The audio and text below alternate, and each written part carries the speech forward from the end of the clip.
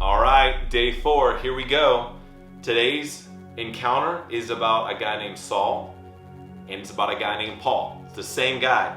And, we've been talking about this idea of interruptions. We've been talking about encounters with Jesus. And today in Acts 9, 1 through 19, we're talking about the story of a guy that the encounter happened because Jesus pursued him. And so this encounter that Saul has with Jesus, because Jesus was coming after Saul because he knew that there was a purpose that he had. And so even though that the encounter occurred, the interruption happened because Jesus pursued Saul. The encounter was able to produce life change because of Jesus' power, but then because of Saul being obedient to what Jesus was calling him to do. Now, an interesting point, Saul and Paul were always the same guy. Saul is the Hebrew version of his name. Paul is the Greek version of his name. And so it's not like God gave him some new name. It's because when Paul began to live for Jesus and to go on his missionary journeys, he was around predominantly Greek-speaking people. And so the name Paul just fit and made sense. So the shift wasn't because God changed his name, but it was because where Paul was led to go, where Saul was led to go, he was naturally in a place that we're going to use the Greek version of his name, which is just kind of interesting.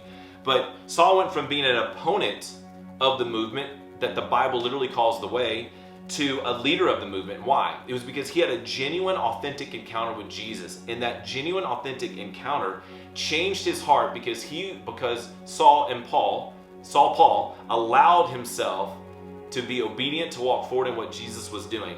So when you go back and you're reading Acts 9 today, now you can do like the advanced placement version and you can go read all chapters 9, 1 through 19. But when you get around verses 13, if you just want to focus on those 6 or 7 verses, what happens when Ananias comes and talks to him, because after this experience on the road to Damascus to literally go persecute Christians, he comes and God sends Ananias to Saul, and basically he has this interaction, and things like scales fall from Paul's eyes, and he begins to walk forward in obedience. Now, you're probably like, Chuck, you're skipping all around the story. Look, it's a pretty incredible story that you need to go read, and you need to put yourself in Saul's position. Put yourself in his shoes, like I've asked you to do every single day. Literally imagine on your road, or any road, on your way to go do something, to be interrupted by Jesus himself, and that the very interruption was by someone who, you couldn't stand the fact that people were following this person.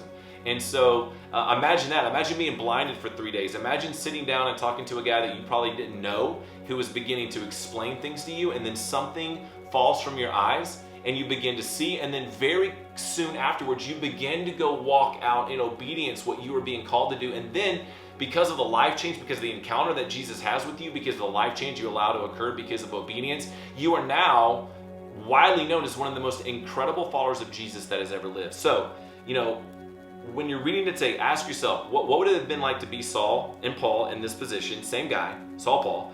And then what did you like? What was hard to accept? What did you learn about Jesus? What did you learn about yourself? And then how can you walk forward in truth? Same questions, but because we're looking at a different story, it's an opportunity to see Jesus and to see some truth in a different way. Cannot wait to see you guys tomorrow.